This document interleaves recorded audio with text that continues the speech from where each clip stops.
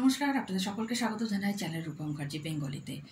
মঙ্গল কাব্য ধারার আলোচনায় আজকে আমাদের আলোচনার বিষয়বস্তু অন্নদা মঙ্গল কাব্য।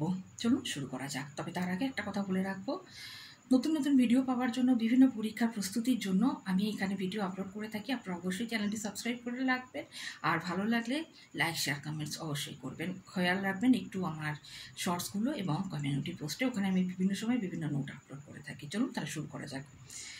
ভারতচন্দ্রের সংক্ষিপ্ত পরিচয় দিন। ভারতচন্দ্রের জীবৎকাল আনুমানিক 1712 খ্রিস্টাব্দ থেকে 1760 খ্রিস্টাব্দ পর্যন্ত। তিনি যুগ সচেতন ও সমাজ সচেতন কবি।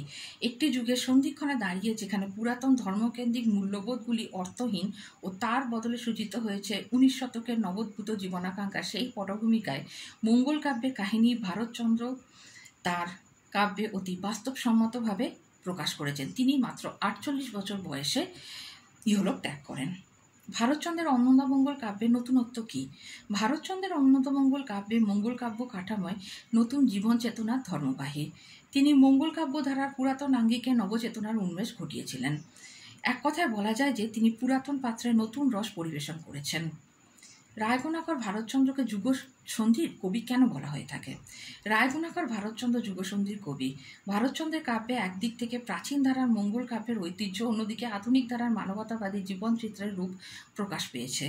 একদিকে অষ্টাদশ শতকের জীবনের কর্দমাক্ত পঙ্কিলতা, অপরদিকে 19 শতকের নবোদ্ভূত জীবনকাঙ্ক্ষা, এই দুইয়ের সন্ধিক্ষণে ভারতচন্দ্রের অবস্থান। তার কাব্যেও সেই কারণেই এই দুই যুগের বৈশিষ্ট্য প্রতিফলিত হয়েছে। কবিগুরু রবীন্দ্রনাথ ভারতচন্দ্রের অন্নদামঙ্গল কাব্যকে কিসের সঙ্গে তুলনা করেছেন? রবীন্দ্রনাথ কেন এই কথাটি বলেছেন? এটি একটি গুরুত্বপূর্ণ প্রশ্ন। এটাকে ঘুরিয়ে ফিরিয়ে নানা রকমভাবে কিন্তু পরীক্ষায় জিজ্ঞাসা করা হতে পারে। কবিগুরু রবীন্দ্রনাথ ভারতচন্দ্রের অন্নদামঙ্গল কাব্যকে রাজকণ্ঠের মণিমালার সঙ্গে তুলনা করেছেন। আর একবার বলে দিই, কবিগুরু রবীন্দ্রনাথ ভারতচন্দ্রের কাব্য অর্থাৎ অন্নদামঙ্গল কাব্যকে রাজকণ্ঠের মণিমালার সাথে তুলনা করেছেন। কারণ তাঁর কাব্যে ছন্দ, অলঙ্কার, অনুপ্রাস, শ্লেষ, যমক, রূপক, ব্যজস্তুতি প্রভৃতি অলঙ্কারের সার্থক প্রয়োগ, ছন্দের ব্যবহারের নৈপুণ্য, বর্ণনার পারিপাট্য ও বৈচিত্র্যে অন্নদামঙ্গল কাব্য অনন্য শিল্প সমৃদ্ধ সৃষ্টি। সেদিক দিয়ে রবীন্দ্রনাথের উক্তিটি যথার্থ। ভারতচন্দ্রের কবি প্রতিভার মুখ্য বৈশিষ্ট্যগুলি কী কী? এটিও একটি গুরুত্বপূর্ণ প্রশ্ন। তীক্ষ্ণ তির্যক ভঙ্গি, হাস্য কৌতুক, অসঙ্গতির চমৎকার উজ্জ্বলতা, রঙ্গব্যঙ্গের প্রদর্শন ও শানিত বাকভঙ্গি প্রভৃতি ভারতচন্দ্রের কবি প্রতিভার উল্লেখযোগ্য বৈশিষ্ট্য। আচ্ছা দেখুন, অন্নদামঙ্গল কাব্যের একটি বিখ্যাত উক্তি হলো, আমার সন্তান যেন থাকে দুধে ভাতে। এটি বহু পূর্বে মধ্যশিক্ষা পর্ষদের অন্তর্গত একটি কাব্যগ্রন্থ ছিল, যেটি পড়ানো হতো। তো সেই কারণে হয়তো এখান থেকে কিছু প্রশ্ন আসতে পারে।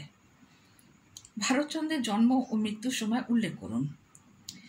1705 থেকে 10 খ্রিস্টাব্দের মধ্যে জন্মগ্রহণ করেন। কেউ কেউ বলে থাকেন 1712 খ্রিস্টাব্দে ভারতচন্দ্র জন্মগ্রহণ করেন। তিনি কৃষ্ণনগরের মূলাজোর গ্রামে 1707 খ্রিস্টাব্দে 1760 খ্রিস্টাব্দে আনুমানিক মাত্র 48 বছর বয়সে বহুমিত্র রোগে মারা যান, অর্থাৎ তার ডায়াবেটিস হয়েছিল। প্রাচীন ধারার কোন কোন কবি তাঁদের কাব্যে ভারতচন্দ্রের উল্লেখ করেছেন? পাকুড় রাত পৃথ্বীচন্দ্রের গৌরমঙ্গল কাব্য এবং দুর্গাদাস মুখোপাধ্যায়ের গঙ্গাভক্তি তরঙ্গিনী কাব্যে ভারতচন্দ্রের উল্লেখ আছে। ভারতচন্দ্রের ধারায় কে কে আধুনিককালে কাব্য লিখেছেন? ভারতচন্দ্রের অনুকরণে মদনমোহন তর্কালঙ্কার 1834 থেকে 37 খ্রিস্টাব্দের মধ্যে রচনা করেন। রাঘব দত্তা গোপাল উড়ে বিদ্যাসুন্দর যাত্রা রচনা করেন। 1833 খ্রিস্টাব্দের রামমোহন সেন অন্নদামঙ্গলের তির্যক মন্তব্য করেন। অন্নপূর্ণা মঙ্গল রচনা করেন রামমোহন সেন 1833 খ্রিস্টাব্দে। ভারতচন্দ্রের দ্বিতীয় কাব্য রচনাকাল কি? ভারতচন্দ্রের দ্বিতীয় কাব্য হল সত্যপীরের পাঁচালী, রচনাকাল 1738 থেকে 1748। বৈষ্ণব বেশবাস ধারণের জন্য ভারতচন্দ্র কী নামে পরিচিত হতেন?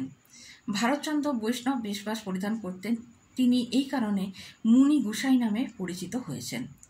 ঈশ্বরগুপ্ত ভারতচন্দ্রের কিছু গীতি কবিতা সংগ্রহ করেন, সেগুলির নাম আপনারা বলতে পারবেন? এখানে আমাদের বলতে হবে।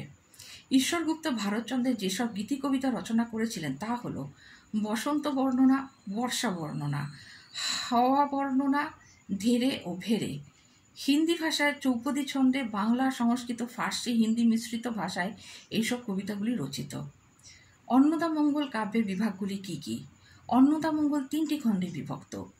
অন্নদামঙ্গল বা পৌরাণিক লৌকিক অংশ, কালিকা সাধক বা বিদ্যাসুন্দর, অন্নদামঙ্গল বা মানসিংহ। দেখা হচ্ছে পরের ভিডিওতে। এই প্রসঙ্গে কোনো প্রশ্ন থাকলে অবশ্যই করতে পারেন কমেন্টসে, আমি উত্তর দেওয়ার চেষ্টা করব।